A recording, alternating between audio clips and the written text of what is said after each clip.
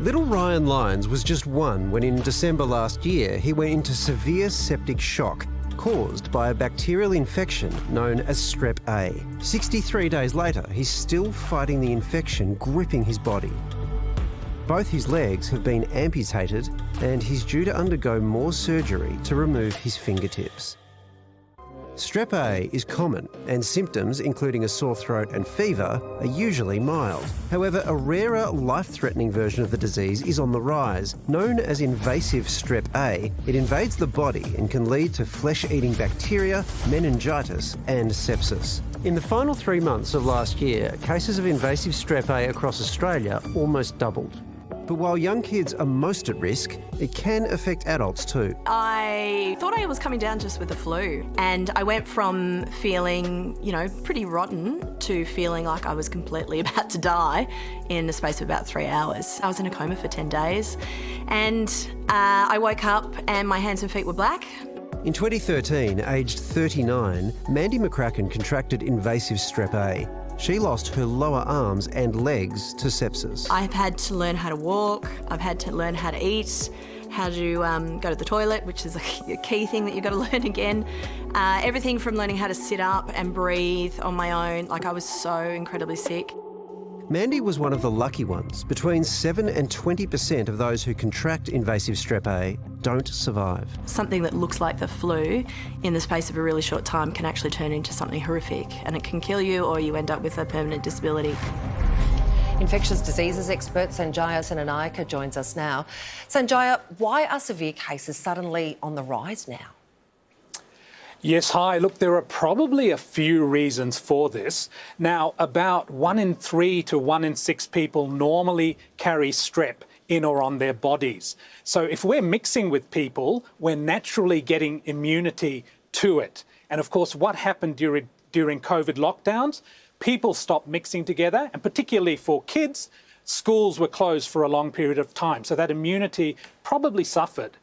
And then what happened when COVID restrictions were lifted? People started mixing again, and therefore people were able to more readily transmit bacteria and viruses through the respiratory route, like Group A strep.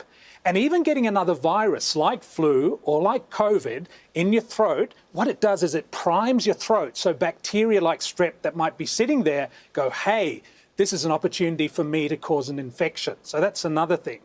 There are also different clones of Group A strep, just like we have variants and subvariants of COVID, and some of them are more aggressive than others.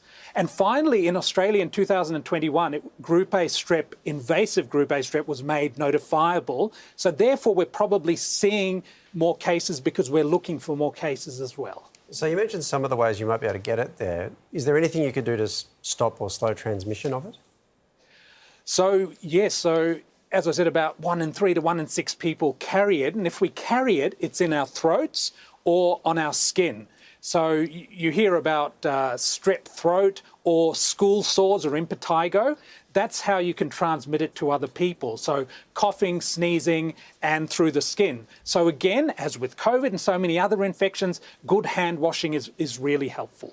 Oh, Sanjay, I'm freaking out. Kids come home with runny noses every day. When is it time to really worry? What other symptoms should we be looking out for? Yes, no. Don't freak out. As you say, one thing I always tell parents as well, you know your kids and you know what they're like with a normal cold or cough. If they look sicker, by all means, bring them to hospital or see your GP, because mothers know best. But also more objective signs, if something's more than a runny nose, if there are fevers that don't go away, if the child is lethargic, complaining of muscle or joint pains, they're cool to the touch in their hands and feet, or if they've got a red rash over them and they're not eating and drinking well or passing a lot of urine, then that's the time to seek medical attention quickly. Professor, some of these symptoms sound a lot like COVID. Do you think that we may have become complacent about the dangers of other diseases like Strep A? Look, I don't think there was a deliberate attempt to become complacent, but I think a lack of awareness is an issue, because at the end of the day, for the last 3 and a bit years, COVID has been dominating the front and back of our minds.